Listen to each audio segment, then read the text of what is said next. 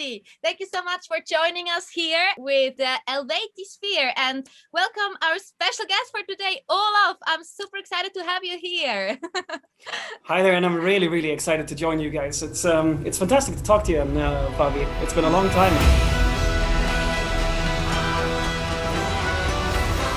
It's been a while indeed. Hi. How have you been doing? I mean, yeah, it's a few years to catch up, but how are you? Yeah, exactly. How was the last 4 years? Exactly. But no, I mean, personally, not to go into a long rant about the whole situation, but Yeah. to be honest, I mean, it's a little bit of both, actually. Different shades of gray and brown, you can call it, actually. Because obviously, most of all, I'm just bummed out for a lot of the people in the music business, naturally. You know, everyone who can't be out on tour right now, and people who are depending on that for their income. I also know a lot of people in the restaurant business, for example, and they are suffering almost as badly. And not the least the crew, who are not artists. They don't have, you know, like us, you know, other projects, creative projects, or, you know, royalties to rely on and things like that. But you know, on the completely personal note, besides the fact that it's really sucked not being able to tour on the Manifest album, it hasn't been all bad taking a break, you know, after 10 years. Hey, yes, taking your time for different stuff, right? That you never would have taken your time, or you never would have had the time, right? No, certainly, exactly. And the thing is that, I mean, this is also something for the, you know, for the Amaranthe fans as well, that is a good thing that this band gets a little bit of a break, because I mean, it's been 280 days of travel 10 years in a row, and it has a little bit, you know, an effect on the people. So I mean, just as an example, like the last time I saw, because we went to this award show here in Sweden called P3 Guld about 2 weeks ago, and when I saw Johan, there was 14 kilos less Johan than the last time I saw him before. He lost weight. He's one of the few people that lose weight in quarantine. Well, it's been the same thing for me, because now I finally had the proper time for going out running and actually thinking about what I eat and stuff like that. I also lost something like 10 kilos. So that's another good thing. Hey, yes. But you are actually right now, finally time for actually taking time what you eat and work out and so on. Also true. Exactly. While you can think about these things when you're on tour, if you're already, you know, super focused and super disciplined and everything, then it's just a little bit more difficult, I would say, on tour. You know what it's like. Oh, yeah. Of course. Oh, wow. Hey, how was it to see the guys again? Did the whole band go to this award? Can you tell us a little bit? Because I just saw your social media post and I was like, what is this exactly? It's P3. So this award show was called P3 Guld. So P3 is one of the largest radio channels here in Sweden. So they have an award show annually, which is technically the second biggest award show in Sweden after the, you know, the Swedish Grammys, basically. So usually this was kind of a funny thing, because usually it's a little bit, you know, hipster metal that gets nominated. Not to talk crap about anyone that gets nominated, but let's say that Amaranthe can fall into many different kinds of genres and categories, but we're not enormously creddy, and if you know what I mean.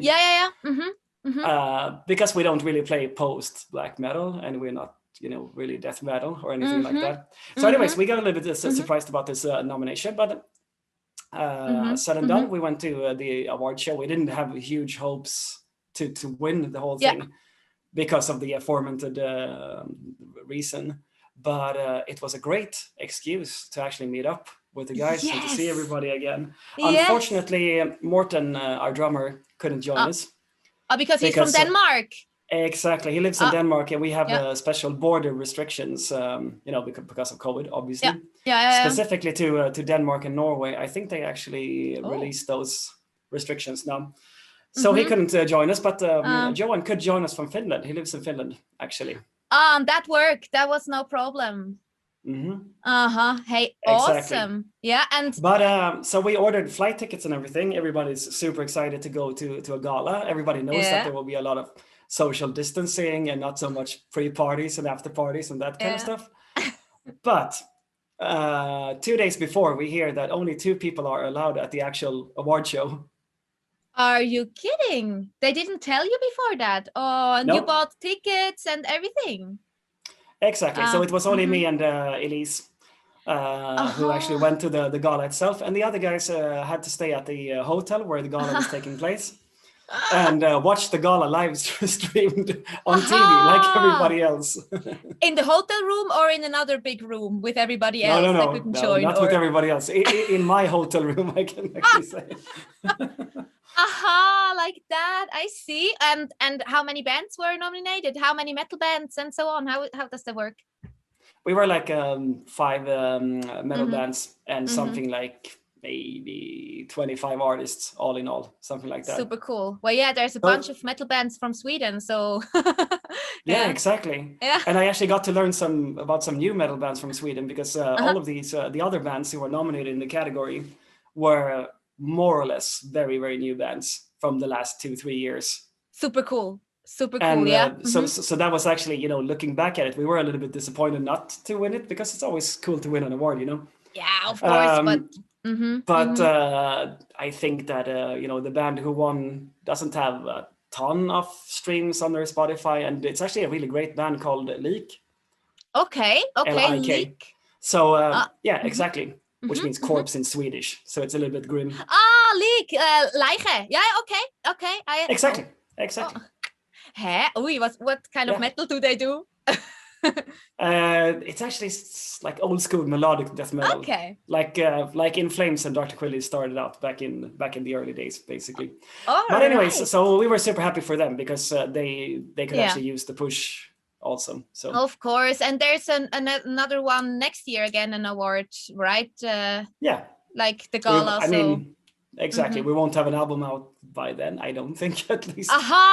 Ah, it was about, But yeah, okay, of yeah, course, of it course. was Yeah. our latest album, the Manifest album. Exactly. Yes. Oh, but so you saw all of them except for Morton, pretty much. But it's been Yeah. a while, I guess. When did you last see each other? Before that.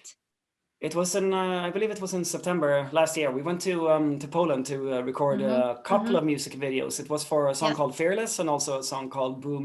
Mm-hmm. So Mm-hmm. what was Mm-hmm. that? It's more than half a year ago. And I mean, Yeah. it Yeah. might sound like not such a long time to other people.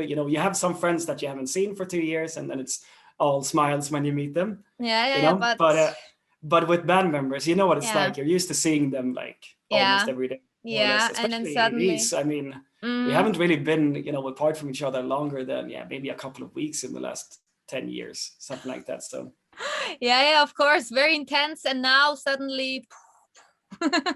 everything is up in the air, exactly. But Yeah. I hate to interrupt you, but then I have to ask you, how you've been Oh, lately? hey. I mean, because it's been a while since we talked about the current situation and everything. Yeah, it's been a while. Hey, thank you. I am good. I am busy here with doing some talks here. That is super fun. Yeah, of Yeah, course.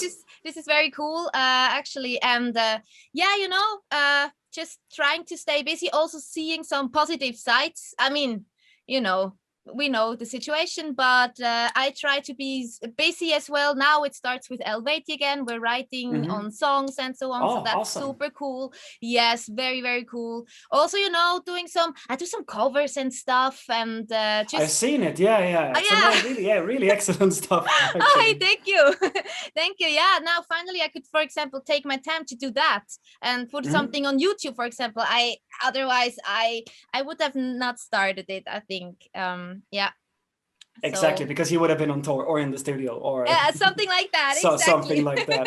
Exactly. Yes. Yeah, but I'm So, very excited. Mm-hmm. Yeah, great. So do you have is it official yet, or do you have any kind of a schedule timeline for the Eluveitie record?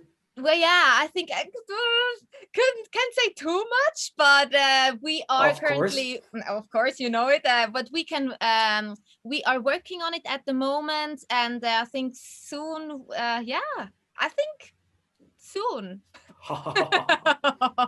Guys, stay tuned. Yeah, exactly. Awesome. Yes, yeah. And while we're on the topic, I also have to ask, so what about the Illumishade? Any album number 2 in the works? Hey, yeah, so we have a few things coming up this year, but Oh, really? yeah, a few things. that we are like doing at the moment, but not an album, it's a little bit too much. But Right. yeah, but we are definitely also going. I mean, yeah, we are at home, right? So we basically have time for that. Yeah. So hey, thank you also so much for your feedback always about the Illumishade too. It was really always so awesome to read your comments that you wrote me. So I was very happy about it. My Really pleasure. My appreciate pleasure it. entirely. Yeah. I'm not sure if everyone in the comments, actually, they're looking at this through the Eluveitie page, so I'm sure that everyone knows Illumishade by now. But what Fabi is referring to, I made a short little list at the end of the year of my favorite albums, and I think Illumishade was number 2, if I'm not mistaken. And we were all very so unofficial excited. list, of course, just by my taste, personal taste. But it was a phenomenal album. I can imagine that a lot of work went into that. Actually, my wife can attest to the fact that I was a super fan of the first album. Not the least, there was a magnificent power ballad on that album called Rise. And at some point, my wife was absolutely not complaining, mind you, but she was like, how many times have we heard this song right now? And I was just like, yes. More is more. Yeah, exactly. Wow. But there was a lot of work that went into those arrangements, and all the little vocal lines and the gentle riffs and lots of details. Must have taken you quite some time, actually. Yeah, it did. And actually, it started it was my master project from school. I studied at university. Yeah. So basically I had to start something because it's part of my master thesis, and we were on tour with Eluveitie constantly on 2019. It was like the most packed year for me ever. Right. And while being in the airplane or so with my little MIDI keyboard, like exactly. And perfect, then so on backstage, and so just tried things, and then of course with the whole band, I'm very, very happy about it as well. I mean, we had time now as well during this Corona time, so we did the most of it, I guess. Oh, right. Yeah, awesome. Yeah, I know it can be a little bit of a challenge to write music on the road, because it's kind of sometimes a distracting environment. It's a very fun environment in the backstage, but there's always somebody that wants to talk to you and stuff happening. But we all know those times when all your band members are sitting with their phones, staring into the phones. Social media or whatever. Exactly. Yeah. So that's when you have the time to actually do something creative. We actually did this on our third album. We realized, this was on the Massive Addictive record back in 2014. We did our first European headline tour ever.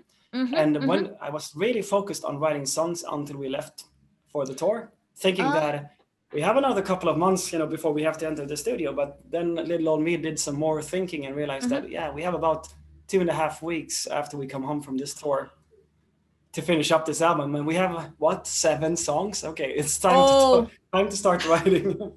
On tour then, so you started working while touring? Yes, exactly. So some of the most popular songs from that album was actually written, in different small basements in a Basque venue in northern Spain. Like that. So wow. I know it can be a little bit challenging, especially when you kind of have to do it a little bit. Yeah, exactly. With this pressure, you cannot just go with the flow and you feel it today and you do, but you kind of have to. It's a little bit a different approach. Exactly.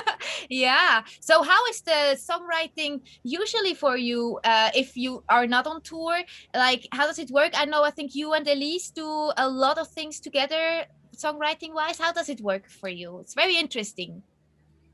Yeah, I mean, everyone has a different method, and I also have different methods, depending on who I write with and what band or project it is for. But with me and Elise, we tend to narrow down like the skeleton of the song, which is usually like the verse, pre-chorus, chorus, chord progressions, and vocal lines and these things. Yeah, we tend to nail it down together, and we love to create a lot of enthusiasm, because obviously Amaranthe is quite energetic music. Oh yes.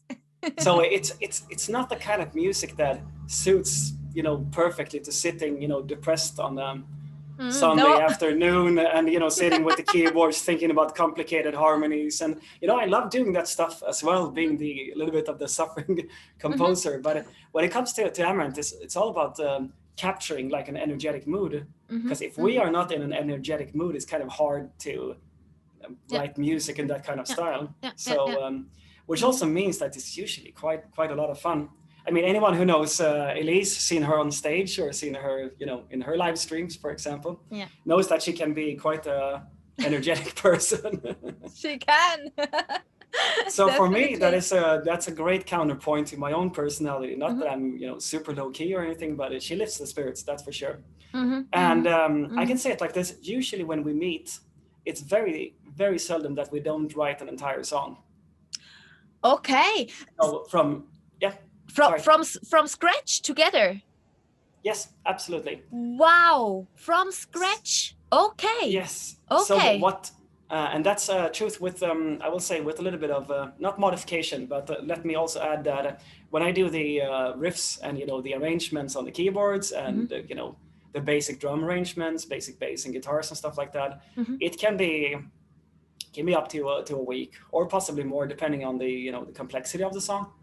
But I think that when we do our demos, which is usually maybe a beat, some keyboards, and Elise's demo vocals, you can hear this if the song works or not.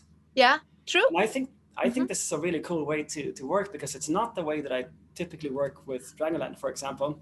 My other band. Yeah. Because here it's all about encapsulating and capturing certain energy and atmosphere, and also really catchy vocal lines and stuff like that. So if your song doesn't work on only keyboards, Elise's vocals, and my demo growls, which are very not so hey good. Ooh Olof, I didn't know that. Few people know. Few people know. I've heard it. But yeah, exactly. But it gives you an idea of what the growls are going to be roughly like. Sure. And sure. And it's really interesting to play it. And if it makes Elise want to dance, and Catalina, my wife, as well, who is usually in the room also, then it then works. we know that. Then we know that we have something good on our hands, basically. And then it's all about nailing down the different sections and the parts and stuff. Wow, hey, super interesting. Like from scratch, like how can I imagine this scene? Like, do you start playing some chords, or is it Elise on the piano, you on the guitar, or is it different all the time? Because I never did that really, because I get stressed somehow. I don't know. I think there are different types. So I'm very curious. Absolutely. How does it work for you? Are you with the guitar or with the piano? Or I'm almost always on the keyboard, but it depends a little bit. It can like the seed to a song can be anything from a song title, piece of lyrics. Quite often Elise has some kind of idea for vocal line also. Okay. Even before we sit down. But I would say most of the times, the absolute majority of the times, we just sit down and we start from scratch. But I will also say that on this album, for the first time, Elise even sent some song ideas, like where she was playing keyboard herself and vocal lines. And I was like, well, this is an excellent song. I just have to arrange it then, I suppose. Wow, yes. So she did this for a couple of songs on this album, like Strong, for example. Also another song called Make It Better, where it was already, chord progressions were great and vocal lines were great, and just needed work on the arrangements and a little bit on the lyrics and stuff like that. So it's something that maybe a few people miss, who don't know the band super well, that Elise is really a phenomenal songwriter. It's not only because there's many vocalists like yourself, for example, who are great songwriters, but not all of them play an instrument, and then it can be difficult to actually compose a song. But she plays a little bit of keyboard, and that's enough for her to kind of find her way on the keyboard. I've seen her covers that she posted sometimes. Super cool. Exactly, so much fun to watch. So cool. Hey, this is super interesting. Okay, and you're also involved in the lyrics. You kind of write it together, or how does that work? Yeah, something like that. I mean, typically it's also the seed of it is kind of born while we were sitting and jamming together. So when you have a chorus, for example, you instantly kind of hear some words in your head, that it feels like they fit really well. And these tend to be a guideline. Okay, so what does these, because I like to actually start with the music for this band at least. To let the music tell you what the words should be about. Is it a serious song? Then maybe it should have some more serious lyrics. Is it more of an up-tempo fun song? Then maybe it should be a little bit more lighthearted of a theme, you know? And from that, from what the song tells you that the lyrics should be, you have some fundamental words to play around with. And then you kind of sit down. Usually, actually, we do this in the studio. We have temporary lyrics for the demos that don't always make a lot of sense. And in the studio, we actually sit down and kind of work it out. Okay, so what should this be? And it's something like maybe 50-50 between me and Elise, you know. So some songs that are more close to her heart, like Strong, which is like a super feminine power duet, if you know what I mean. It makes much more sense if she finishes those lyrics, for example. Hey, this is so interesting. You guys go with half-done lyrics to the studio. So if you know how many things are half done in this when we enter the studio. I mean, it can happen, right? But wow. No, but so because this is kind of an interesting thing, because this is something I would never do with my other band, Dragland, for example. There we are super methodical, but we usually, this time we went in with 18 to 19 ideas for this album, but I think only maybe 8-9 songs were even close to being finished. And I would say at the end of the day, we also ended up, because we record down in Denmark with Jacob Hansen, and we have quite a lot of time in the studio. It's something like 2.5 months. With Amaranthe now, right? With Amaranthe. With Amaranthe. Yes. So since we have quite a lot of time, then we also have the opportunity to write music in the studio. Of course, if you have 2.5 months, this is amazing. Wow. Yeah. Exactly. It's in Denmark, but I heard something that the borders were closing and so on. I mean, there was a huge thing. You had to leave the country, and could you finish everything? Well, luckily, we weren't going to be finished anyway. It's the honest answer to it. But no, but it was something like this. We were planning to leave on a Sunday. So this was early March last year, so almost exactly like 1 year ago. And we were sitting on the Friday, and we were working on, some music, obviously. And Morten, our drummer, who lives in Denmark, he wrote to us on Messenger and said that this was 11 o'clock in the evening also. Like, guys, they are closing the borders tomorrow at noon. And I'm like, okay. I mean, we were going to travel on Sunday anyway, so technically it's only 2 days before. But the thing is that 2.5 months is a quarter of a year. It's quite a long time to be away. And I usually also, pack down my whole home studio, my keyboards and, guitars and a bunch of things. This requires, quite a bit of logistical planning. But now we were just like, okay, I need to try to get all this stuff by train on the train tomorrow. And it takes 5 hours to travel also. So we had to take the 6 o'clock in the morning train, 7 hours after we hear this. So basically you heard it, you went and packed all your guitars, all your stuff, and then at 6 in the morning you left. Exactly. And the slightly funny thing was that we didn't really know that we would be able to cross the border. They said that we're closing the border at 12, but is it still okay to enter at 11 o'clock? We couldn't really get any answers for it, but what we could find out by calling the train company was that the trains were going to be nearly empty. So we felt that, okay, the risk of spreading COVID ourselves is very low because we will be on an empty train.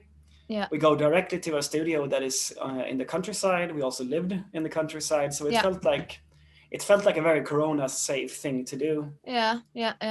Wow. Hey, that's an adventure. Yeah, exactly. So when we actually crossed the border, it was something like 45 minutes before they shut the border, and these train hosts, they were like, are you guys sure you want to enter the country? Everybody else is going the other way. Everybody else is trying to leave. I'm like, it's just the two of us and my computer over there and my bunch of guitars and everything. Wow. So it was basically Elise and you leaving Zach just in time. Exactly. Wow. Yep, in the nick of time. Wow. Okay. But you made it and the album was written. Yeah, exactly. So like I said, we also wrote a bunch of songs in the studio. Like by far the most popular song on this album has been a song called Archangel. I'm not sure if you heard it. Yeah. I listened Awesome. through the whole album, of course. Oh, awesome. Thank you. Of course. Always. I love it.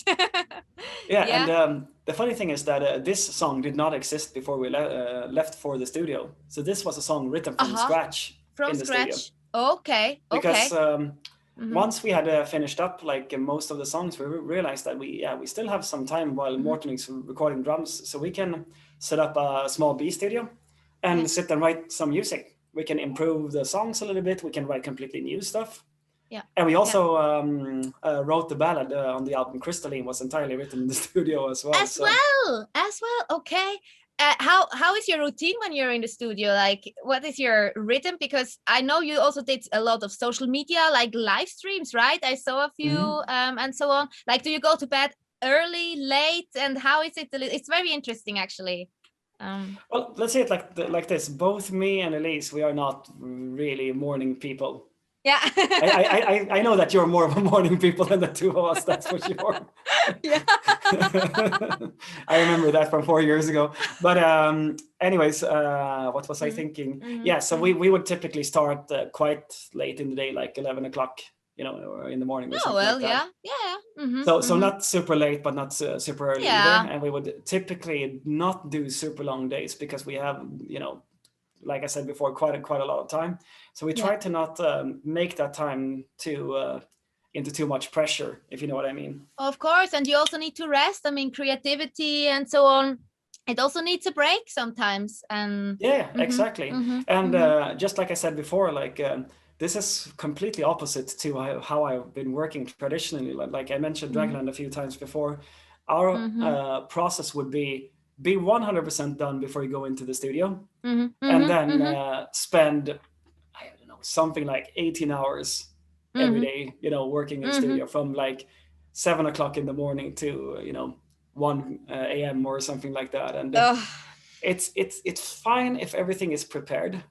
Yes. But I think it's for us, after all these years, we come to realize exactly what it is that makes us tick. How should we schedule our day in order to make it, optimal for Amaranthe? And if you're going to record energetic music, you should probably not be tired. Not even when you're recording guitars, sit there and be exhausted and, no, it doesn't work. It doesn't work. You need to be in the mood for it. That's true. Yeah, that's for sure. So exactly. So it's a little bit of a luxury, and obviously we could optimize it, also budget-wise and these practical matters. But the way that we reason is that if we make a killer kick-ass album, then we will make back the budget that we're investing in our semi-lazy schedule. Yeah, of course. Hey, and I wonder, I mean, it's in Denmark, the studio. I mean, you spent 2.5 months there. How is the nature? Can you go out there? And is it close to the sea or so? Or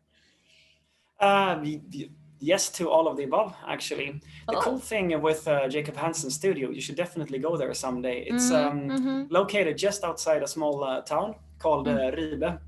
And this town is one of the most beautiful towns in Europe. So it's a perfectly preserved medieval town. It was actually founded by Vikings, something like, I think it's 1200 years ago. And it has a huge cathedral. It has a lot of these old cross-beam buildings, typical. I mean, more or less like something out of Beauty and the Beast, that kind of environment. So it's an absolutely gorgeous place. Oh my goodness! I am a huge Scandinavia fan. Like everything up in the north, Denmark, Sweden, Norway. You got me. So awesome. And when it comes to Denmark, I mean, there is some really pretty nature there. Denmark is obviously a very flat country. Yeah. So their tallest mountain is something like 150 meters or something ridiculous like that. Yeah. For you guys, that's laughable. Sorry, oops. For obvious reasons. But anyways, and there's not so much woodland and whatever. But what they do have is a lot of coastline, obviously. And so there's a coast, something like maybe 2 kilometers away from the studio, and they have a beach that is also, you know, absolutely mind blowing. Oh, this is awesome. So so we were saying the last time that I think it was on our 3rd album. Then we actually recorded in the summer. So then we could go to the beach every day, you know, after we were actually in the studio, and it was just like a complete dream. But these days we tend to typically record between March and May, so it's not so much beach So it's weather. still quite windy, I could imagine, cold, Yes. snowy. Yeah. Maybe even, I don't know, maybe not that much snow. I don't know. Denmark. It can be sometimes, like early March, yeah. Not this time, but the last time before, there was definitely a lot of snow. Did you anyway go to the beach for the last album recordings, or you skipped it? Yeah, we go there anyway, just because it's beautiful. This beach itself, like the width of this beach is maybe 250 meters, something like that. So it's a really, really magnificent one. Wow. Very, Hey. very impressive. But I have to ask you, Fabi. Yeah. Yes. So since you are from Switzerland, then you have the most, to my estimation, the most beautiful nature, more or less, actually, in Europe, with the Alps and everything. I mean, the Swiss Alps is crazy, but still, you like Scandinavia. That's interesting. I have a thing for Scandinavia. I don't, and actually, I know a lot of Swiss people that have it, and I think what it is, it's this wideness, this freedom that we maybe don't have, because first of all, there are a lot of people, like almost everywhere, where you can actually live. Like, you know, I mean, there's a lot of Alps, and there, of course, there's not so much happening, but it's very crowded, I would say, even in the villages. And I remember when I came to Sweden, at least to the nature, I was like, this freedom, which I don't feel it in Switzerland. I mean, Switzerland is super beautiful, and I go for hikings, and I'm always amazed by the nature, and it's crazy. But with Scandinavia, my heart, it really beats higher when I think about it. No, but I know a little bit what you mean. It's two completely different things, obviously. I mean, in terms of the Swiss Alps, for example, when you're on tour, and when you're traveling through the Swiss Alps, for example, going to Milan to play a show or whatever, it's my favorite thing, asking the driver, like, what time are we going to pass over the Alps? And if I know that the sun is going to be up, I'm always, waking up at 5, 6 in the morning, and just to see the views, because it's mind-numbingly gorgeous. I never actually really been into the Alps. I never done any hiking or anything like that. So I need to, that's on my to-do list, that's for sure.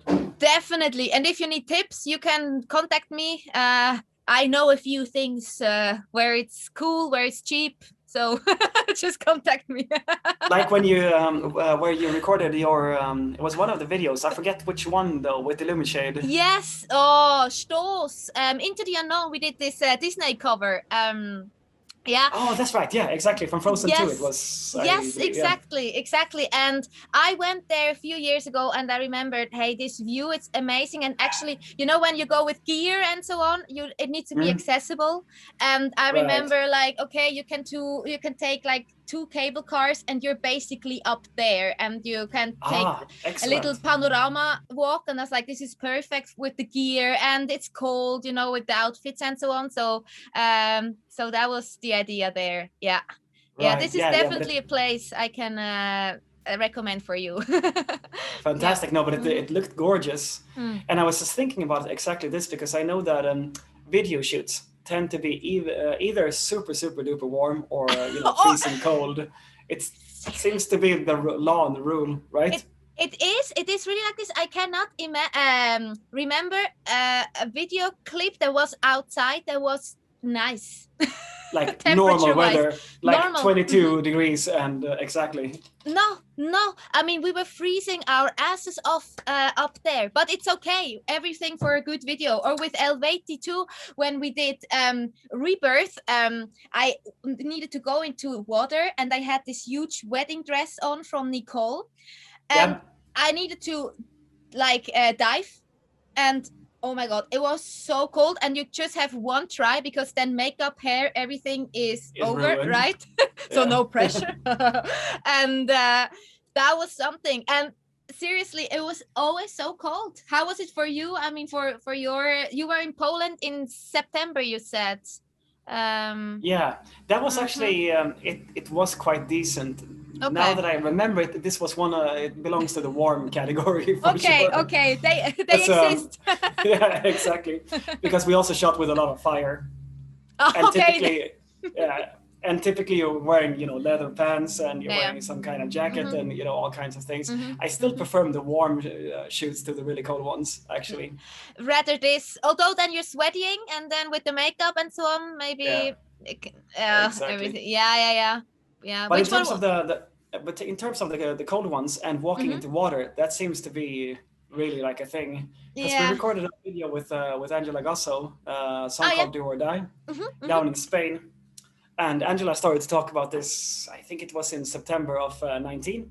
Yes. And she said that, we have a summer house down in Alicante or close thereby. Oh. And there's a beautiful beach and there's a lot of, weird, gnarly looking nature. So we can shoot some really, cool post-apocalyptic scenes there. And she said that usually in December, it's quite warm also. So this was about 4th, 5th of December. And I thought that, okay, this sounds like a really nice thing actually to do. Get a little bit of a vacation, spend 5 days down in Spain.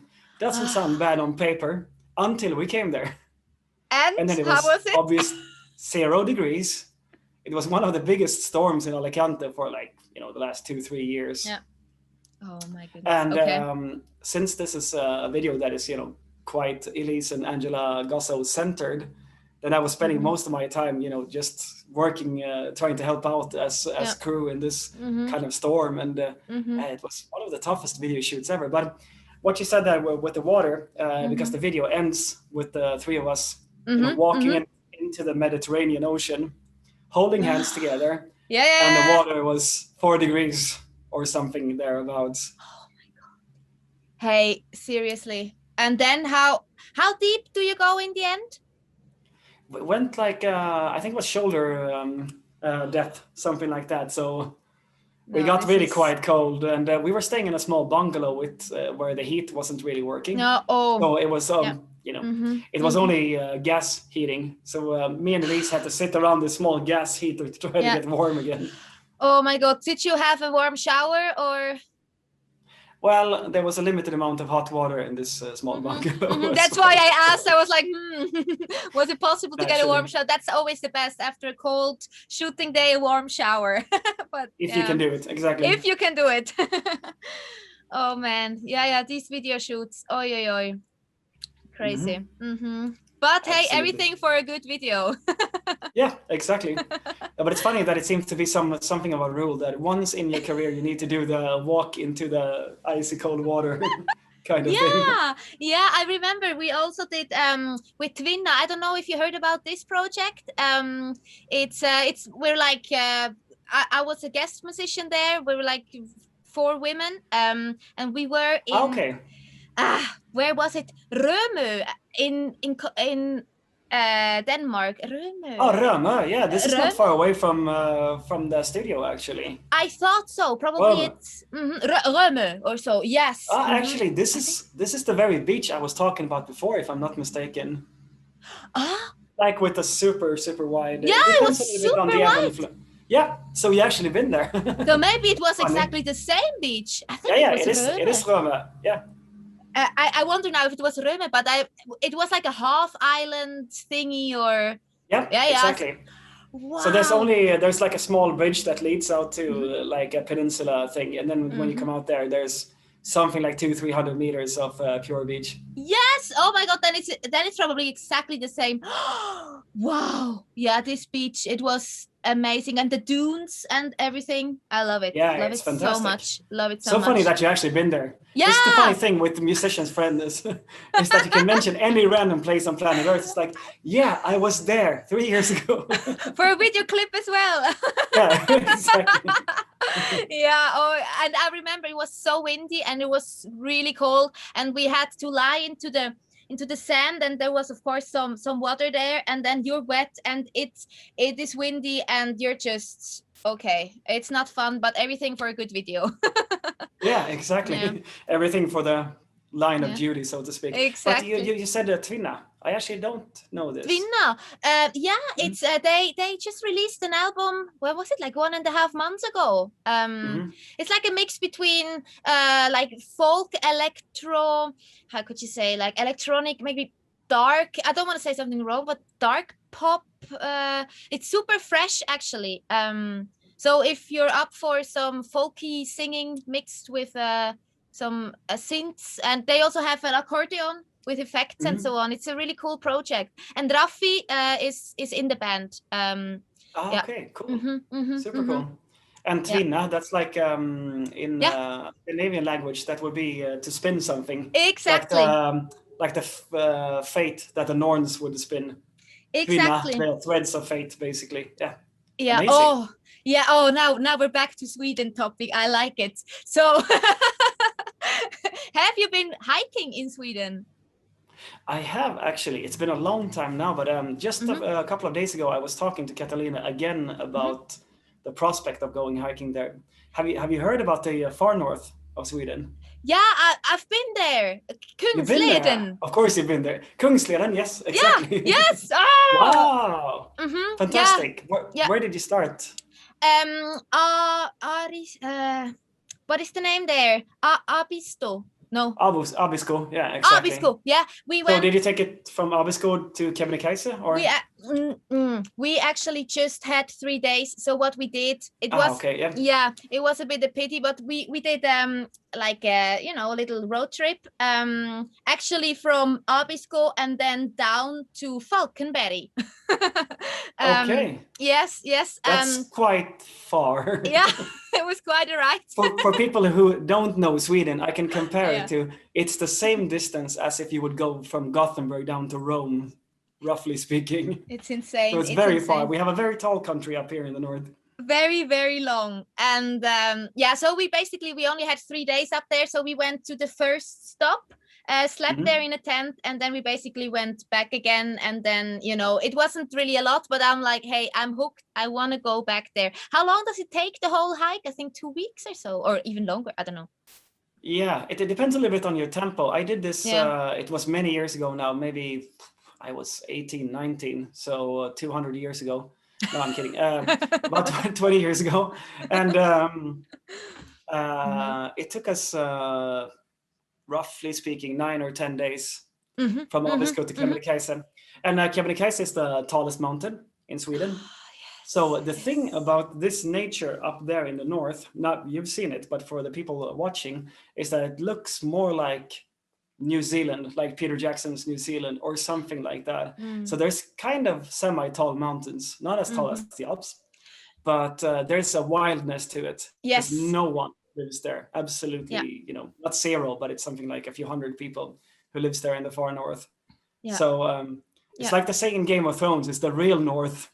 Where we are, from in Gothenburg, there it's not the same thing. Well, yeah, it's quite there, a distance. It's the real north. Yeah, it is. Yeah. So exactly. So if you're taking a train, it takes about, even with a fast train, it takes more than 20 hours to travel there. Wow. It's insane. I love it so much. I was studying a year in Haparanda. I don't know if you know Haparanda, Tornio. Yeah, but I remember that you told us on the tour. Yes. Oh my God. So that's very close to that's the real north. Yes. I could say. Yes. Oh God. Now when we're talking about it, I really think like I need to go there again. But at the moment, it's not so easy. But yeah, it brings back memories from our tour together that we did in 2017. I think it's a week or two into the tour. That's when you said that. I actually studied in Haparanda and you talked some Swedish. I was like, why there? Of all the places it's a gorgeous place, of course, just like you said. So it does make sense from that perspective, but it's not the place that you would expect somebody from Switzerland going like, mountains, I will switch these mountains for some other mountains. Well, I heard about this Folkhögskola that you have. Yeah, exactly. This is so awesome. It's like like maybe for people that are listening. Also for me, how I perceive it, I don't know if I'm totally right, but for me it sounded like it's like these special schools. When you're basically done with the normal school, you don't really know what to do, and you want to learn things without a lot of pressure and finding yourself maybe. Then you can go there, kind of, and you can basically study everything. I saw exactly. It's So it can be amazing. anything from it's mainly usually to learn like practical things. And practical things can be any, I mean, or more appropriately speaking, it's more to learn like specific skills to get a job. The idea with the Folk University, the People's University, I think is an adequate translation, is really great, because not everyone wants to spend 5 years or 7 years at the university, or maybe they want to learn some other skills before they spend 5 to 7 years at the university, you know. And it shouldn't always have to be, you know, super complicated, because obviously the idea with it in the beginning was that the threshold for getting into any kind of academia, you know, when these were established back in the 50s or 60s, was ridiculously high, and it was maybe 5 to 10% of the Swedish population that went to university. Then they thought that we still want to educate the normal people, the middle class back then, you know, because it was basically the aristocrats that went to the university back then. But so now you also get to learn about the Swedish education system, all of you people watching. That's quite unique, isn't it? Listen closely. Exactly. No, so that's a great thing. But you were studying music, or? Yes. I heard about it when I was in Denmark. I was studying in Copenhagen for like 3 months, some singing, and there I met Scandinavian people, and they told me about it, and I was like, okay, I think I need to try it. And I was very late for the application, and then up there in Haparanda they had still places free, and they wrote me back, because like, I don't speak any Swedish, are you, you know, and they were like, no problem, come here. And I was like, okay, and I went like a few weeks later I left. I see. Okay. But it's funny, because you still say Haparanda with the right accent, with the northern accent. I'm trying. Like you're from the north. But you only stayed for a few weeks? No, for a year, 1 year. Ah, okay. Yeah, you left a few weeks later. Oh, sorry. I just wrote them, and they were like, yeah, okay, we had a Skype meeting, and then a few weeks later I left and went up to the north. Right. Yeah. Did you study at any Folkhögskola, or what is your background? In this sense, actually, no. I mean, my entire family comes from a long line of academics. Like my father was a professor in ethnology, and apart from that, most of my family has been into law school and stuff like that. Okay. Now you're the musician. And I'm the musician. That's you could think that I'm the black sheep of the family, but all these people with educations to be lawyers, a lot of them actually wanted to be musicians. So you come from a musical family? Yes, certainly. So it goes quite a long way back. Actually, my to take it from the real start. Now people get scared, like now he's going to talk a really long time. No, but long story short, my grandfather's grandfather was one of the most promising romantic classical composers in Sweden in the 1870s. Okay. But he what?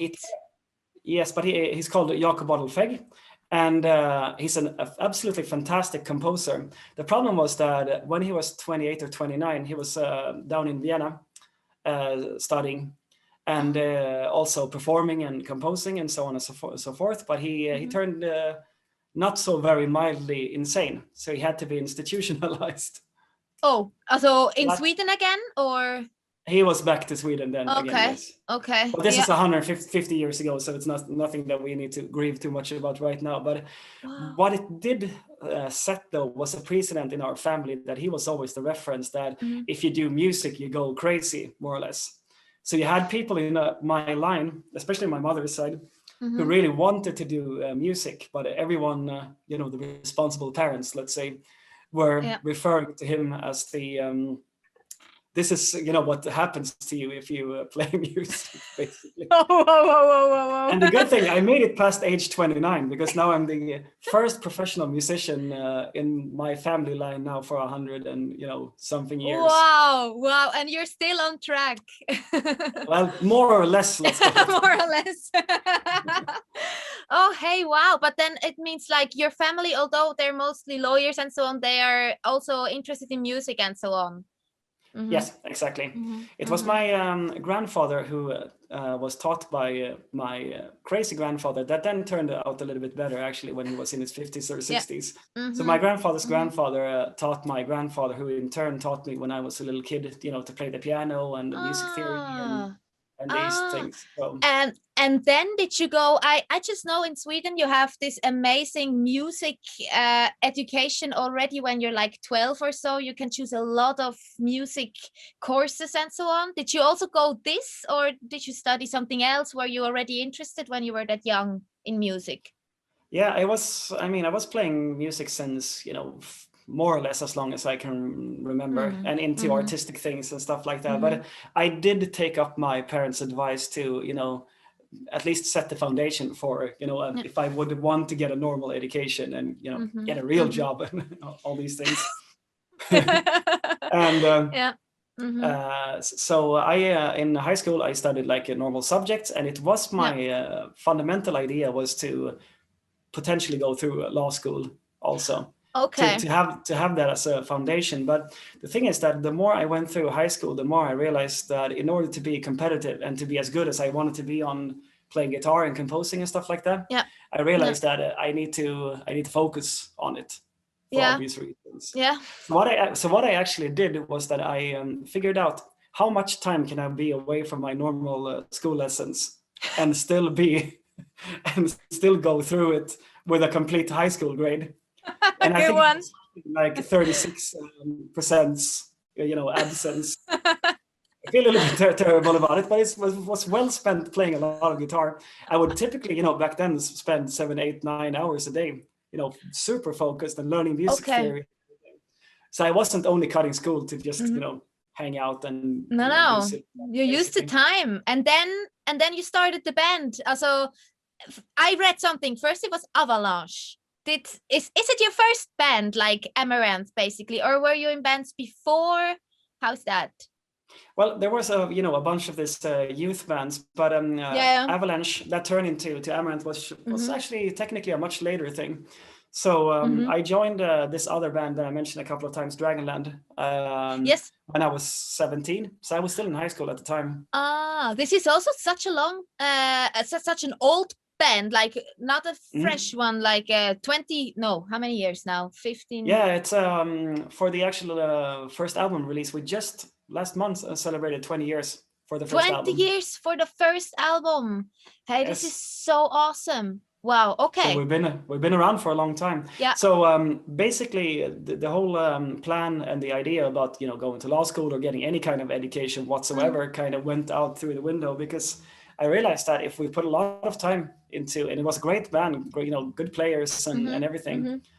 So my idea was that, okay, let's put the focus into this instead, you know, more or less, because if I spend 5 years at the conservatory, obviously I will learn a lot of, you know, music theory and even more stuff like that. But I was also thinking at the same time that I will also miss out on all the things you learn by starting really early in the business, you know.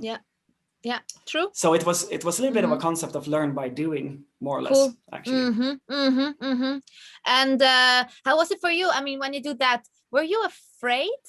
Also, it's a silly question, but I mean, if you think about it, like, okay, you go full music now, full force. This is your main thing in life now. I mean, you know, talking about financial stuff and so on, like all these thoughts. How was it for you?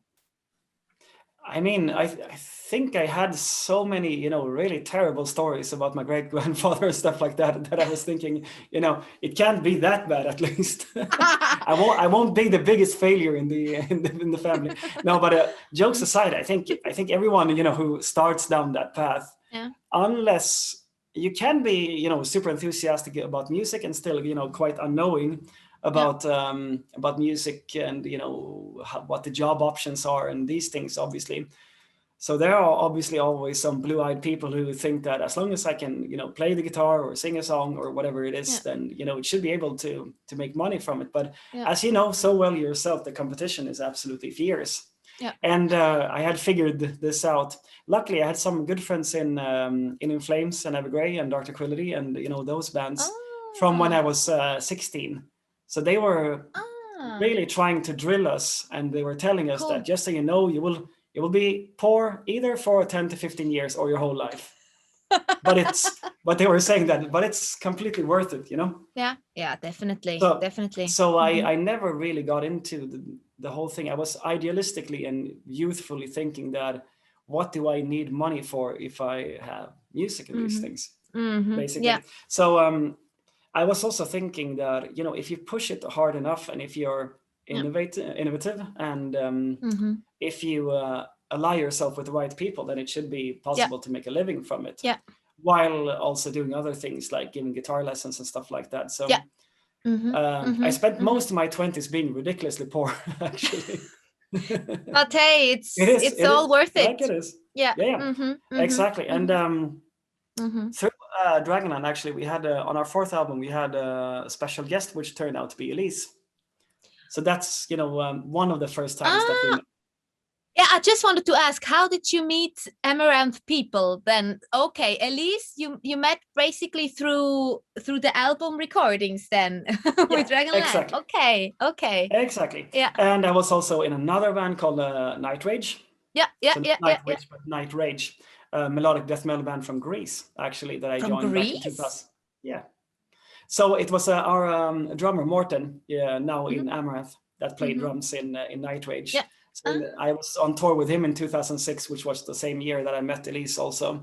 And I was also friends with Jake, who was our previous clean singer in the band.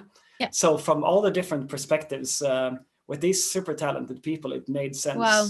Not the least, of course, with Elise, that it would make a lot of sense to start a band with her. Because when we were doing the fourth Dragonland album sessions, I was also helping her to apply for Nightwish at the time. I'm not sure if you heard about this. Was it like a casting or? Technically, it was actually a recording for a demo that we sent to the band.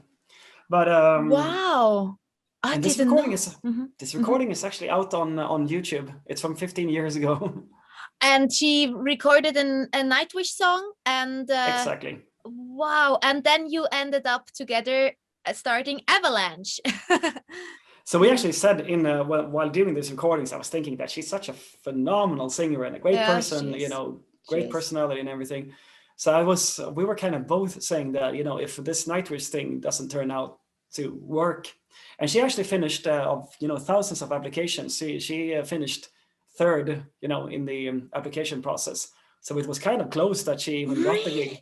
Yeah, well, I'm not surprised. She knows what she's doing, but they figured that she was too young, and she was something like maybe 20 at the time, 21. Yeah. So she was maybe a little bit, from their perspective, at least a little bit green too. A little bit too young. Yes. Okay. To do the arena tours directly. Wow. And was it when then Floor joined, right? That was before, or was it? It was before. It was before. Yes. Okay. Exactly. Okay. Wow. Hey, this is so interesting. And then you guys started this band together. Yeah, exactly. So we had this idea. What would happen if we would take because I had been playing power metal for the better part of my career, or for my entire career thus far, and it wasn't exactly what I wanted to play. So I wanted to do something that was more, towards the typical Gothenburg death metal bands, but with a big twist. So, my favorite bands, when I was growing up as a teenager, were bands like In Flames and Soilwork and, that kind of stuff, and also Meshuggah. And I was thinking, so what if you take this kind of music with the super heavy riffs and the growls and everything, but you add some really catchy, choruses to it, because a lot of bands had already done that, back in 2005. But the way that we were approaching it was that take like a really big pop chorus because people were kind of sniffing there, making semi-poppy things, and we were thinking, so what happens if we take this to its logical conclusion, more or less, all the way? All the way. Yeah, so that was the fundamental concept, and some of the songs that we are still playing, and that you heard 30 times on the Eluveitie Amaranthe on our tour. Then like Hunger, for example, it was written back then, so it's already 13, 14 years old, that song. So you've been playing it often. I can imagine. Yeah. Yes. What about Endlessly? How old is this song? It's my favorite, by the way. My favorite Amaranthe song. I love it so much. Thank you. In some ways, it's actually my favorite too, because of the connotations. I'm not sure if everyone has seen it, but me and Catalina had it. My wife had it as our first dance on our wedding in 2019. Yeah. Wow. And Elise was singing it also together with a string quartet and everything. So that was a magical moment. But we also had a great moment with you singing this song with us on the very last show on the Eluveitie Amaranthe tour. Yes. Hey, this memory is very, very precious for me. I mean, it was my first tour in my whole life, and I could join you guys on the stage, and this song is so challenging to sing. It's incredible, and I was so nervous, and it was just so much fun to join you guys. I was so excited, and I remember Kriggy and the crew and Jonas, they were on the side and like cheering. Exactly. That was really it was awesome. really a magical moment, because this was right at the end of a tour, and for people who are watching who might not have been on a tour, because it's not what everybody does, obviously. Luckily, fortunately for them, sometimes. No, but jokes aside, this had been a fantastic tour, and sometimes you can get a little bit nostalgic, on the last days. And I think we did it on the soundtrack, maybe the day before the last day also, or maybe it was only the last day. Yes. But then we had like some of the band members in Eluveitie were kind of hugging the Amaranthe band members on stage, and you were singing the song. And, it was really quite something special. Yeah, that there was already really cool. A lot of nostalgia in the mood even before you sang it on stage. But Elise told me, maybe it was a few days before, something like that, Fabi, I listened to her a lot. She has such an amazing, high range, super nice voice. And she sounds a little bit like a Disney princess when she's singing. Wouldn't she be perfect to sing the Endlessly song? And I'm like, yes, certainly, absolutely. Oh my God! Wow, yeah. Oh, this is so nice of her. Hey, seriously, it was really an honor for me. And when I think back, like some of my most precious memories on stage is really one that I could do with you. I was so exciting because also of the song. I love it. It's a ballad. And it's certainly a ballad, yeah. It is indeed, and it was so challenging to sing. I mean, it goes up to an F or so. And exactly. Elise is incredible how she hits this every single evening. It's incredible. Yeah. Yeah, and Elise also sings it in a way that it might not necessarily sound that super high. So people might think that, okay, maybe this is not so hard to sing until they try it for themselves. It's it has difficult. So true. She has so much power, but it doesn't sound pressed or anything. It just sounds effortless, but strong. And this is exactly the sound that I think most of the singer want to have. So and this was also because this song is a little bit slightly newer, at least 5 years old. It would be now, more or less, from the fourth album, Maximalism. From 2016 then. And it was also actually a song written in the studio. As well. Hey, sometimes the best songs come out in the studio. It seems a little bit like it now that I think about it. But a really cool thing was that it started off as a really rough sketch, just like a little bit of a piano, and Elise was singing. And as soon as I heard her vocal lines, what I naturally associated to was two things.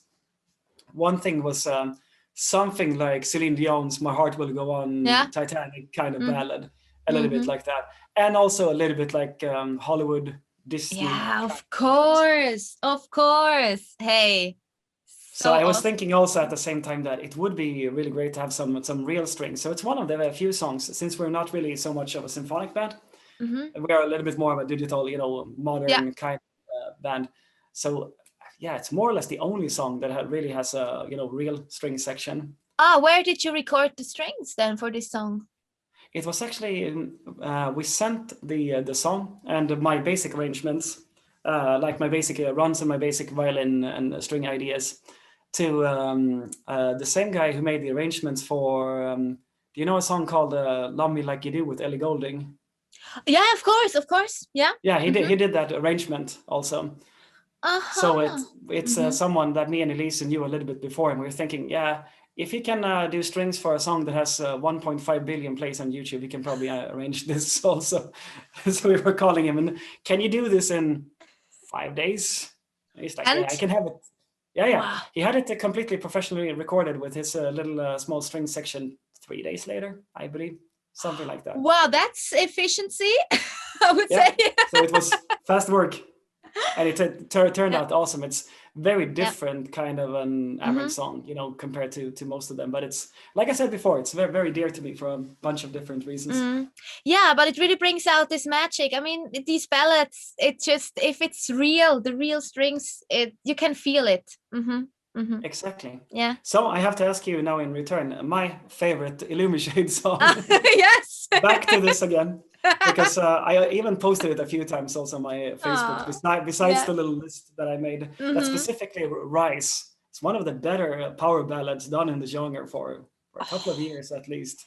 Hey, thank you so much. Wow. Hey, I'm so excited. Can I ask you what was the inspiration for the song?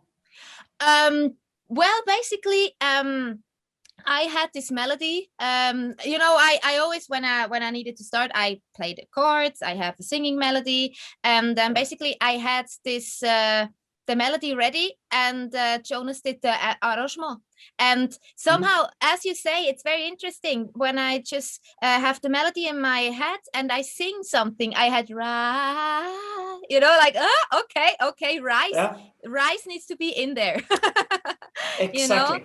And the word fits perfectly to sing in many different, I think it's called melisms, many different notes on the same. Exactly. Yes. Yeah. I mean, it's so, the vowel is so important sometimes. I mean, if you want to have a powerful note and you want to scream, like, also sing it out loud, it should be open, right? And rise is nice. If it would be neat or so, it would not work, right?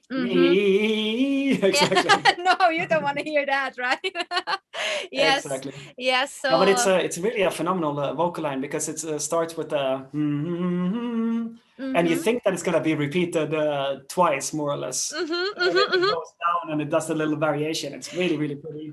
Hey, thank you so much. Thank you. I remember with the verses I was struggling, and but I found quite a cool chord progression and so on. And then I never, I just had the chorus in mind. And for me, it was the first time that I really start with songwriting actually for Illumishade. Overall, I never really wrote that many songs before. And then usually I have an idea and I don't go on, because I'm like, yeah, well, that's it. I have like a few bars and that's it. But now it's like, okay, I actually need to write something to make this into something. Exactly. And so for me with Illumishade, of course, it was I faced a lot of different challenges that I never faced before. So I am so happy, seriously, that you like this ballad. Thank you so much. I'm not entirely done yet, because I also have to ask you, now that I have the opportunity.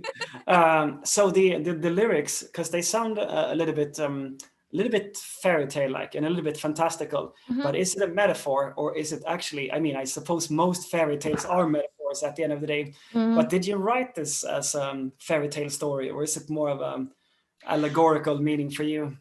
So what we basically did was, back to the thing, I had this master thesis I needed to do as a project, and I love fantasy stories and musical theaters. I really have, my background is full with musical theaters, ballads, songs, and I relate to stories. So I kind of made up quite a brief story in my head, a fantasy story, which we built now more and more during the past year and so on. So it is a, sorry to interrupt you, but it is a concept album then, the whole thing? Yes, exactly. I need to pay more attention to the lyrics. Well, yeah, it's maybe a little bit, we would need to like maybe describe a little bit more. Maybe it's hard to follow if you don't really. It still gives you emotional and story-wise clues. So it's really interesting to know that there's a story going on. Exactly, and also with the how do you say, the order of the songs and so on. It's the timeline of the story, and it really inspires me somehow. I would have a really hard time if somebody says just write a random song. For me, also it's stressful. It's stressful. So for me, with I know exactly what you mean. Yeah, I know exactly what you mean. I've done both as well, but no, because that's something that really captured my attention when I was listening to the song, because I think it's the pre-chorus, something that a fearsome tale of a band, something like that. Yeah. Hey, you're good. Yeah. And what I was thinking is that it popped out because while the band is kind of symphonic, it also has a little bit of a genty feel, if you know what I mean. So it's a modern band at the same time as symphonic, And the really cool thing was that, okay, but this sounds a little bit fantasy-like, and it really kind of enhanced the feeling of the song, that it's not only, somebody singing about the modern feelings, Evanescence style or whatever. Nothing wrong with that, of course, because it can fit really cool with, certain bands, and that's exactly what we do with Amaranth, for example. But that also really caught my attention with it, and especially with because you do the chord shift to the pre-chorus as well. It goes from kind of major thing. Yes. To, even a little bit of a modulation, is it? Yes, in some kind of way, like it's like B and then it goes to B minor, and it's a little bit and it's maybe a little bit like unpredictable or something, I don't know, or a little bit special, or I don't know. Yeah, or also in the verse I remember it starts in E flat minor and so on, and then we go to E major, I mean, it's also so things like this that maybe make it a little bit fairy tale-ish maybe as well. Exactly, and a little bit more like a Disney song. And for the people who are listening who don't have any idea what we're talking about, is that sometimes you can write a song like with Amaranth, for example, like Drop Dead Cynical, it's B minor throughout the whole song. But then we have certain songs like Unified from the last album, A Ballad, for example, that has something like 10 modulations. So basically what it means is that you just change the center of the key, more or less, just to make it sound more unpredictable, basically. So it sounds a little bit more, usually more adventurous and more Disney-like also. Often. Oh yes. Or like film score music like Hans Zimmer or Danny Elfman or thereabouts. Yeah, it's like, do you know Show Yourself from Frozen 2? Yeah, sure. Yeah, this one, I think the chorus is always in a different key. It's like in E flat, E, and then it's in F minor or something, it's just, it goes always half a note up. Super interesting. Yeah, it's very Disney-like. It's funny also, I have to say shortly about these modulations, because as a composer, you can write yourself into a corner if you do too many of these. Because just like you said, you can start in, let's take another example. You can start in E minor, and then by the C part, like 3/4 into the song, you ended up in, let's say, E flat minor. And then it's a nightmare to actually work yourself back if that is your intention. And I had exactly this, the next time you listen to Archangel, it's kind of funny, because that's exactly what I did. First it's a fourth modulation, then it's a fifth modulation, then it's a 2 whole tone step modulations in a row. And I ended up exactly 1 whole step higher, I believe. Yeah, 1 whole step higher than the what the chorus would be. So it was perfect. No, one half step higher. So I needed to go back 1 half step down. You wanted to have the same again. Okay. Well, then exactly. And then finding a way. There was a reason for me wanting to find my way back as well, because we typically record like 120 different voices in the harmony. So for us to redo an entire chorus half a step, people won't hear that it's a new key. and it will just create Yeah. drama for everyone. So what I did, what did was you that do?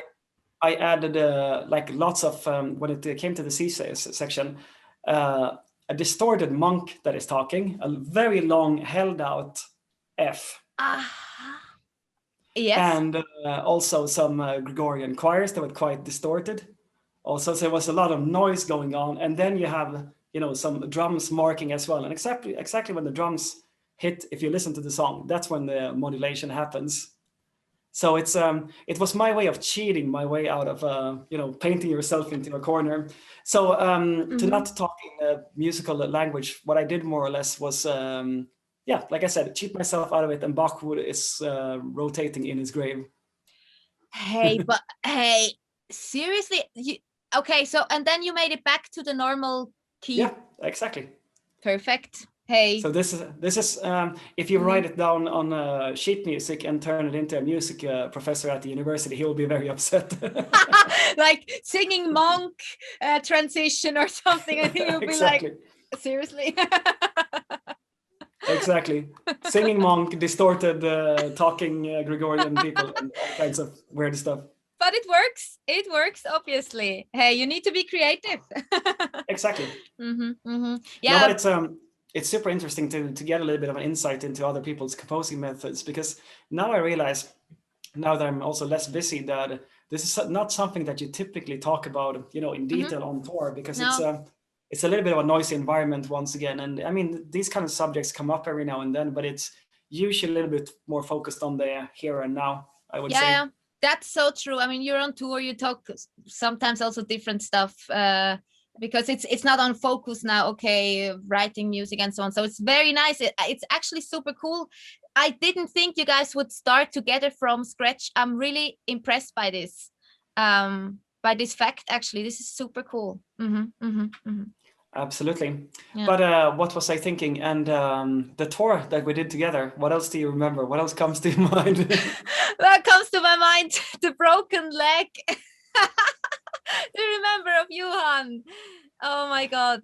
Yeah. Yes, this was I believe it was fairly early on the tour, maybe 6th, 7th, 8th show, something like that. Something like that. And then he played in a wheelchair, or just on a chair, maybe just a chair, I think. It was just a chair to begin with, at least. Yeah. The long story short was that he was out running in Ljubljana, while the rest of us were having lunch in Ljubljana, which is a beautiful city. Then Johan came back, and he's like, I think I really hurt myself. But the thing is that Johan, our bass player, he has a very high pain threshold. So he wasn't really complaining that much. And I thought that, he probably just sprained it a little bit. And it's likely going to be okay tomorrow because he's not crying. But then he started to complain like 2 hours later, like, this is really bad. And that's when I realized that if Johan is complaining, then it must be serious. It means that the foot is probably coming loose in the next hour. Hey, and then did you go? I didn't hear that. I just saw him in the backstage, and Matteo took care of him a little bit. And then did you go to the hospital then right away? And he got a thing around the I don't know what's it called in English, actually. I think it's a like brace or something like that, but or a plaster. So he cast, I think, a plaster cast. He got around his foot, and we were obviously thinking about canceling the show because he had a broken foot. It turns out when he goes to the hospital that it was, I saw the X-ray, and it was like a really big crack. Exactly. And so he played the whole tour sitting down that. I think it was somebody. It might have been Matteo also who got him a bar chair. And we actually, I think we got it from the Ljubljana venue. They said that, okay, you can keep it. So he has somewhere to sit, for the rest of the tour. Oh, hey, but this is so nice. Oh, hey, yeah. Oh, so wow. He was a champion with that. But he did the entire tour in this condition. The problem was that right after this tour finished, we also had a South American tour and a Russian tour scheduled. Could he join? So I was thinking that, Johan, you really don't have to do these things. We can obviously just, take in a replacement guy.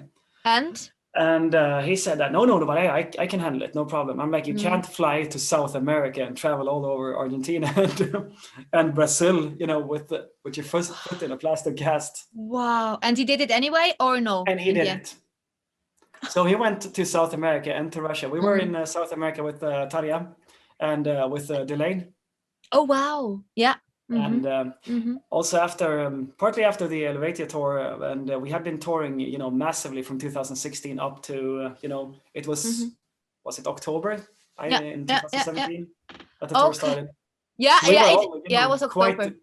Quite a bit exhausted. Only a few days of rest. Then we went to South America. And the Delane guys meet us, you know, at the hotel, and they were taking one look at the Amaranthe guys, you know. Everyone was broken in their own way, and Johan came there with his foot in a plastic cast. Oh my God, and it was just the beginning of the tour. To you guys? And we were like, yeah, touring happened, go figure. Oh, yeah. But he did it, and he had his foot in that damn plastic cast for, you know, the next 5 months or something like that. No, but seriously? Luckily we had a break after the Russian tour, so he could have a little bit of break from that. So he also traveled through Russia with the broken foot still. It took him so long. I didn't realize this, that it's like he had a pretty heavy break then, or is it normal? If depends maybe. No, I think that probably he wasn't treating it perfectly as well, and this is exactly what I was trying to tell Johan, that it, you know, it's not the end of the world if you miss one tour out of, you know, God knows how many, basically. Oh yeah, but still, he insisted, and he was a champ, and he pulled through. Wow! And like I said also before, that the in the X-ray I could see that the break was really quite significant, actually. Wow! Hey, crazy! Hey, yeah, I remember when I joined you guys on tour, he was sitting there on the stage and drinking his beer and having fun. Yeah. Exactly. Yeah. What is your memory of our tour? No, I mean, it's I think the one thing that sticks out is still Johan wearing the plastic cast the whole time. But there's another thing that I do remember as well, is that we really this was still back in the time when we really had a little bit more time, because I think with the next couple of tours that we did after the Eluveitie tour, as I refer it to, that it's just been even more busy, you know, with, especially for me and Elise, with interviews and media, and also, you know, administration and all these kinds of things. But it was a little bit lighter, and it was also obviously because we were sharing headlining duties, and in most respects I would say that Eluveitie was like de facto, or practically speaking, headliner, since you were playing in the end, except from Scandinavia, I believe. So we were actually taking a lot of time, you know, seeing things. For example, if you remember, we played this almost amusement park, circus-looking venue in Paris. In Paris, yes, I remember. Yes, exactly. And we had a day off in Paris the day before, so we went out to a small restaurant just next to the Notre Dame. Beautiful little spot. Yes. In an old 18th century location, and had dinner with Charm the Fury guys. Yes. Oh, they were also lovely. Yes. Oh, true. And like I said before, we went out in Ljubljana. We were also out in Vienna. Went to the Mozart house again. Oh, okay. Hey, you remember so much. I mean, you had so many bits and tours. pieces.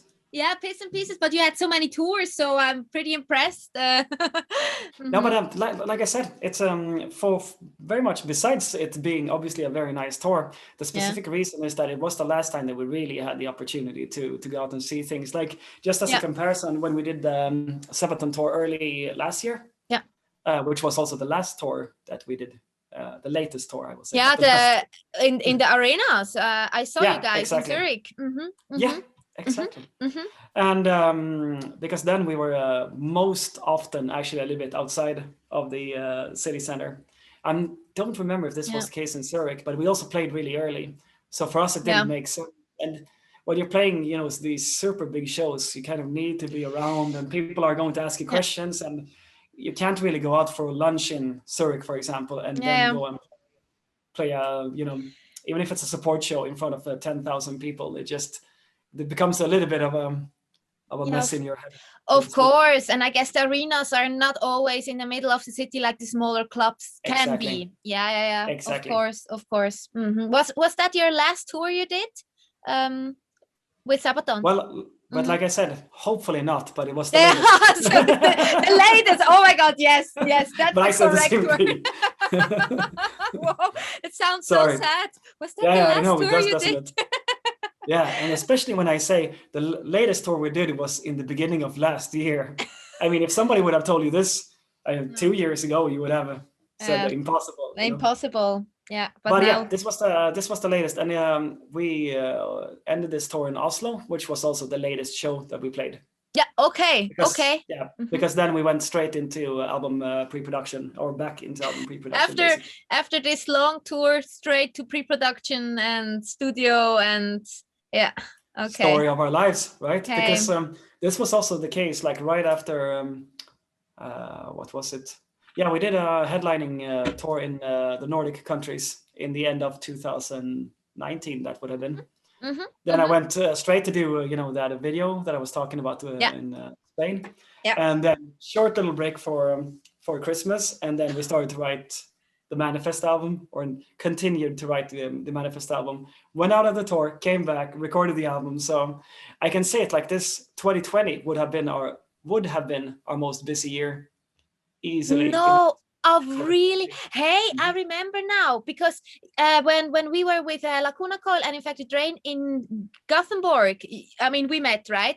And yes. I remember that you said now after Christmas, or like already before Christmas, but you need to start with the album or get going. I remember it very well. Yeah. Yeah, exactly. Because before that, it was just like a billion different pieces lying on the floor. The idea of what the album would be. At least there was it was a very strong idea in your head, like what should the general end product be, but not so many puzzles into places. So the idea was that we were going to finish the album recordings in Denmark. We're going to have 7 days of super intense promotions, and then we were going to do the summer festival season, and then 2 days break. Yeah, 18, 19 shows, I believe. Yeah. So the really big one. And then we would have 2 days off. We would have gone on the US tour, then 1 week off, and then European tour together with Beyond the Black. And then it would have been middle of December. Hey, seriously, this would have been a year. This would have been a year, yeah. Yeah. And now is it postponed, the tour with Beyond the Black, or what is there, or you don't know, or? No, it's actually postponed for early next year. Obviously, we don't really know, how everything is going to pan out. But the good news is that, like everybody knows, that there's a lot of vaccinations and everything going on. So everybody in the business is crossing their fingers, and so we scheduled it for early 2022. I believe it's something like January, February. So something like that. It's kind of the first tour you are planning to do again, I guess. Yeah, so exactly. Like, yeah. Exactly, because we don't really know, because maybe there will be shows already in the fall. Yeah, that's the thing, right? Quite possibly. Yeah, let's hope. Let's see. We will take it as it comes. We don't know. Nobody knows. But it would be cool. Yeah, it would be cool. Yeah. The thing is, the situation over here in Sweden, for example, just as an idea, is that everybody's talking about how the vaccinations are going to be done at the end of summer over here. We will be receiving 1 million vaccination shots per week starting in June here in this country, for example. So, but the thing is that nobody's talking about completely opening things up in the fall. So that makes me think that, but if everyone is, not everyone, but the majority is vaccinated, why aren't people talking about? So I'm definitely not a conspiracy theorist, but I'm just thinking that maybe we don't have the full picture. Maybe there might be risks for small local outbreaks that could be dangerous, and these kinds of things. Yeah. Of course. Yeah, very unpredictable everything, right? And in every country it's a little bit different at the moment, and so on. So yeah, we will go with the flow, I guess. I mean, what can we do? We just stay busy, like writing music, social media things, having these live talks. It's amazing, Olof. We've been talking for 1.5 hours. You are officially the longest live talk I've ever had. I'm not sure if I should be happy or considering my amount of talking, but it's been a long time since I did a live stream now, and it's so nice to talk to you again, also, Fabi. So yeah, I enjoy it. I could go on for some more time because I wanted to talk to you about your dog, you know, Freya. I mean, we haven't even crossed that topic yet. Exactly, but maybe we should let Freya say hi. I think my wife is watching this, so she can make a brief guest appearance at least, because maybe we shouldn't bore people to oblivion. Yes. Let's appear. No, oh my God, my English. Let Freya appear, if possible. And I can hear that she's on her way. Yeah, here she comes. So for the people who don't know who Freya is, this is my dog. She's coming running now. Hey Freya, come. Yeah, she's so cute, everybody. She is. Here she is. Hi, Freya. The star of the show. Yeah. So she's a miniature American Shepherd. She is 10 months old, and she's officially my first dog ever. Because I always thought that I was a cat person, but Katarina, about 2 years ago, she started to talk about the prospect and the idea of a dog. Wow. When did you get her exactly? We got her in, let's see, August. It must have been late August last year. But for us, it wasn't really a Corona decision at all, because she's actually Katarina's birthday gift from Christmas at the end of 2019. So we knew that we wanted to get the miniature American Shepherd, but we kept looking everywhere for an available dog. So it was only a bunch of months later. What's that? Wow. Okay. Yeah. Hey, seriously. And how is it? You go walking every day. I mean, now it's a perfect time to have the dog, right? To, she can spend all the time with you. You're always home. Also always, not always, but more or less always. Exactly. But yeah, exactly. It's a fantastic excuse. I mean, for getting outside. Me and Katarina loves to take forest walks and stuff like that. Yeah. I have a summer house up in the north in Sweden, so starting in June. It's in. It's not the real north, like I said before, but this is close to Hudiksvall, if that rings a bell. Oh no! It's about 4 hours north of Stockholm with a train. Okay, but this is still far.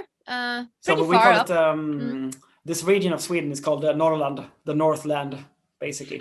It's in Norrland already. Yes. Yeah. Is it close to Sundsvall? Yeah, very close to Sundsvall. Oh, okay. Yes. Then I maybe know a little bit, like, where is it, by the seaside? Or yeah, fairly close actually. This is this is a different topic, so I won't get into deep. Sorry again, my Scandinavian. But I will tell you this, that it's just next to a lake, and this lake was formed by a meteorite, so it's a crater that was from 2-3 million years ago, which has created a very, very unique landscape, because there's no mountains in the east of Sweden except in that specific spot. So I live just at the foot of one of these mountains. So this is one of the most magical places on earth. I will have to send you some pictures. I would love to see it, really. So you're basically by a lake and a mountain. Exactly. Sounds like with a dream. Lots of forests. So especially for Freya, since she hasn't been there yet. Yeah, of course. Not yet. Okay, so it's been a while since you were there last time. Yeah, exactly. Yeah, it was last summer. Yeah. Wow, I could imagine also songwriting there. It could be very inspiring, actually. Did you ever try that? Absolutely. We not for Amaranthe ever, actually, but Elise and Nils actually came there last year just to hang out. So we were like Amaranthe summer camp. So it was like the complete antithesis to what we had planned with all the festivals and everything, and instead we were just like doing barbecues and sitting playing guitar and singing down by the lake, and it's also very beautiful. Making the best out of it, definitely. Yeah, and that's what we all have to do in these times, right? Yes, it's the same for everybody, of course, but So true, so true. And then full force back again once it will start. Exactly, with renewed energy. I cannot Yeah, underline that enough, because I yeah. can see, like I said, and probably it's the same thing with you guys as well, that even if you get a little bit COVID, Corona tired, Mm, the mm, entire genre, I think, will be massively revitalized and mm-hmm, re-energized, mm-hmm. actually. Yeah, and I think we all will appreciate it so much, as I mean, that we can play concerts, that we can attend concerts, that we can go and watch concerts, right? I mean, it was like Exactly, normal. Yeah, yeah, I go to this concert, go to this one, and now we will appreciate it. So that's exactly. also a good thing, I guess. Yeah. So it is the same thing for the fans, that if you get too much of the good thing, it becomes oversaturated. I can Mm, tell you, because I'm obviously a music fan myself, so the first mm. show that I not only get to play, but the first show that I get to see will be Yeah. something, truly magical. Exactly, exactly. So I think we all, everybody that is watching now, probably as well, we are all looking forward to that, to that Exactly. moment. To that Yeah. moment, like for example, like when we kept meeting at the festivals back in, believe it was 19, that we had a bunch of Mhm, festivals scheduled at the same mhm, time. And mhm, that's mhm. also one of the nicest things with these things, is that you keep running into each other and you meet the other artists, because we don't Mhm. really see each other Yeah, anymore, like us in the business. yeah, yeah, yeah. Especially on festivals, it's really cool, right? Sometimes, oh, Amaranthe is playing. Oh, I hope, and maybe on the same day and so on. So it's super cool. But yeah, maybe next year. Exactly. Who knows? Who knows? Yeah. Hey, and actually, we totally didn't watch the comments really. I No, we try. were. I was watching it a little bit every now and then, and I saw that people were actually paying attention to what we were Yes, saying. and so many are here. Thank you so much for joining, guys. Still after 1.5 hours. Hey, Olof, it was really a pleasure to talk to you. So thank you so much for joining. It's super awesome. Very interesting insights as well. Yeah, that you Yeah, and gave for me us here. too.